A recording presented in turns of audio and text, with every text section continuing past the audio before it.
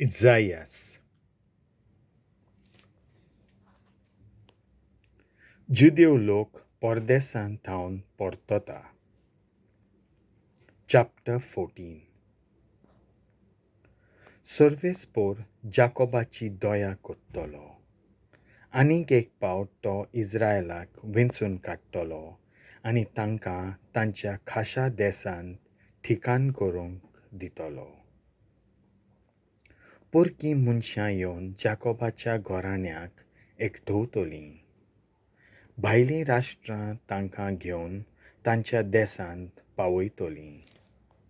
आनी इस्रायलाचें घोराणें तांकां सर्वेस्पराच्या देशांत आपल्यो दासदाशी करून घेतलें. जाणीं तांकां कैदी करून व्हेल्लीं तांकां तींच कैदी कोत्तलीं. आनी आपणाक पिडापीड दिलोल्यांक आपणाचे स्वाधीन करतलीं. बाबिलोनेच्या राजाचें मरण. तुजे कोxtt आनी vollvolle आनी zobor-dosten तुवें bhôgleim तें गुलाम ponn sompoun Sorvespor तुका visôv ditolo त्या दिसा बाबिलोनेच्या राजा आड हें ovgit तूं mhonnttoloi. खंय पावलो आतां zulmi राजा? खंय पावली ताची उर्मोटाय? जो राजा लोकांक धपक्यार धपको दिवन खास्त लायत आसलो, जो थांबो नासतना पिडापीड दिवन राष्ट्रांचेर निश्ठुरायेन जुलूम चलयतालो, तो नश्ट्यांचो दांडो, तो zulmi राजांचो राजदंड सर्वेस्परान मोडून उडयलो. आख्खी प्रितूम स्वस्थ जाल्या, आतां शांत आसा, संतोशान उल्हासता. सरू रूख आनी लेबनॉनाचे देवदार तुजें नशीब पळोवन मुरगोडटात. तुका आतां आपटून सोकला उडयलो म्हणटोच आनी कोण आमकां कापूंक फुडें सरोना. तुका लागून आमचे खाळ आसा तो नरक तुका घेवंक सगलोच चड बोडला. पृथ्वेच्या सगळ्या मेळ्ळ्या अधिकाऱ्यांक तुका नोमान करूंक तो जागोयता. राष्ट्रांच्या सोमेस्त राजांक आपल्या शिवासणा वेले तो उठयता. एकलो उठून ते सगळे तुका म्हणटले. म्हणटोच तुमी आमचे भाशेन इतलो अशक्त जालोय मू? तुमी आमचे सारकोच जालोय? तुज्या किन्नोऱ्यांच्या संगिता सयत तुजो दोबाजो नरकांत शेवटून पडलो. तुजे पोंदा किड्यांची खाट आनी तुजे वयर रोंट्यांचें पांगरूं. ए दिसाच्या नोखेत्रा, फांत्याच्या पुता, कसो म्हूण मोलबा वेलो शेवटून पडलोय तूं? तूं राष्ट्रांक तुजे खाल चेपून दवरतालोय, तर कसो म्हूण तुका धोरणीर शेवटून उडयलो? तुज्याच मनांत तूं अशें म्हणटालोय, हांव मोलबा पर्यंत चडटलों, देवाच्या नोखेत्रां परस अदीक उंच म्हजें शिवासण उबारतलों. उत्तरे पेल्यान सोबेच्या पर्वतार हांव बसतलों. कुपां वयर हांव चडून वेतलों, भोववर्त्या देवा सारको जातलों. पूण हो पळय, नरकांत शेवटोन पडलोय आनी पातालाचे खोरीक पावलोय म्हूण रे तूं?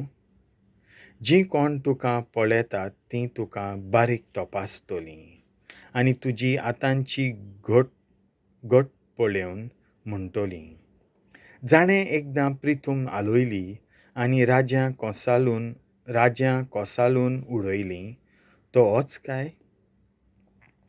जाणें पृथ्वेचें केलें ओरोणें आनी शारा नोगरांचो केलो विनाश आनी आपल्या कैद्यांक कदींच सुटका दिली ना, तो होच काय? राष्ट्रांचे सगळे राजा आपापल्या फोंडांत मानान न्हिदलोले आसात, पूण तुका फोंड पर्यंत फावो ना जालो.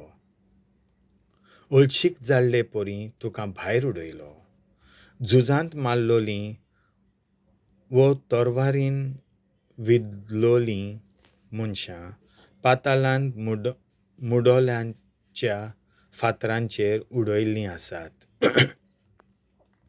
पूण तुजो जागो वीट आडटोल्या सांगाड्या वरी तांचे राशी पोंदाक आनी केन्नाच तूं तांच्या सांगाता फोंडांत पुल्लोलो आसचो न्हय. कित्याक तुज्या देसाचें तुवें निसणटोन केलें आनी तुजे पोरजेचो नास केलोय. नोश्त्यांचे पिणकेचें नांव केन्नाच तिचे फाटल्यान उच्चें ना. पुर्वजांच्या गुन्यांवा पासत तांचे संस्थिची मारामारी करूंक लागात. अशें प्रिथूम जिखून घेवंक आनीक ती उठची ना आनी आपल्या नोंगरांनी ती आनीक संवसार भरूंक पावची ना. तांचे आड हांव उठ्ठलों उलयता तो सर्वशक्तिवंत सर्वेस्पोर आनी बाबिलोनियेचें नांवच आनी तिचें कितें उरलां तेंय नाताक कोत्तलों. तांकां भुरगीं बाळां आसची नात, तांची संसोत उच्ची ना, उलयता तो सर्वेस्पोर. तिचें हांव कोत्तलों एक सालाचें शेत वो एक चोवण. विद्वाताचो झाडू घेवन हांव ताका झाडून उडयतलों, उलयता तो सर्वशक्तिवंत सर्वेस्पोर. आसिरिये आड सर्वशक्तिवंत सर्वेस्पोरान असो सोपूत घेतला. जें हांवें येवजिलां तें दुबावीन जातलेंच, जें हांवें थारायलां तें शार्ती पावतलेंच.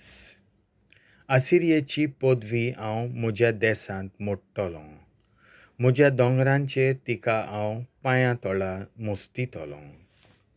तेन्ना तिचें झूम तांचे वयलें निसरून वेतलें, तिचें ओजें तांच्या खांदा वयलें पडटलें. सगळ्या संवसारा हो निर्णय घेतलो आसा, होच तो सर्व राष्ट्रां आड विस्तारलोलो आत. सर्वशक्तिवंत सर्वेस्परान जर निर्णय घेतलो, कोणाच्यान तो रोड करूंक जायत? ताणें जर आपलो हात विस्तारलो, कोणाच्यान तो आडावंक जायत? फिलिस्तेवकारां आड आज मेलो त्या वर्सा उचारलोलें भागीत. फिलिस्तेवकारांच्या आख्या देसा तुका मार घालतालो तो दांडो मोडलो म्हणून खुशाली करूं नाका, कारण सर्पाच्या पिल्यांतलें फुरशें उत्पन्न जावंक शकता आनी हाचो पिलो एक उठ्ठो हार जातलो. पूण एकदम गरीब आसलोल्यांक म्हज्या चोरवांतलें खावंक मेळटलें आनी दोलडिऱ्यांक सुस्त आड पडूंक गावतलें. पूण तुजी संसत जाल्यार भुकेन मोरोशी हांव कोत्तलों आनी कोणूय उरलीं जाल्यार तांकां हांव मारून उडयतलों. दारवंट्या रुडोन कोर, शारां आड्डून बोब मार. फिलिस्तेवकारांच्या आख्या देसा कडकडून राव, कारण उत्तरेंत हांव धुंवर भायर सरून येता. तांचे फौजेंतलो कोणूच सोडून फाटीं वचपाचो ना. त्या राष्ट्राच्या निरोप्यांक कसलो म्हूण जबाब दिवचो? सर्वेस्परान सियोन स्थापून दवरलां आनी जुलूम भोगतले ताचे परजेक थंय शेळोण मेळटलें. देवाचें उतर हें.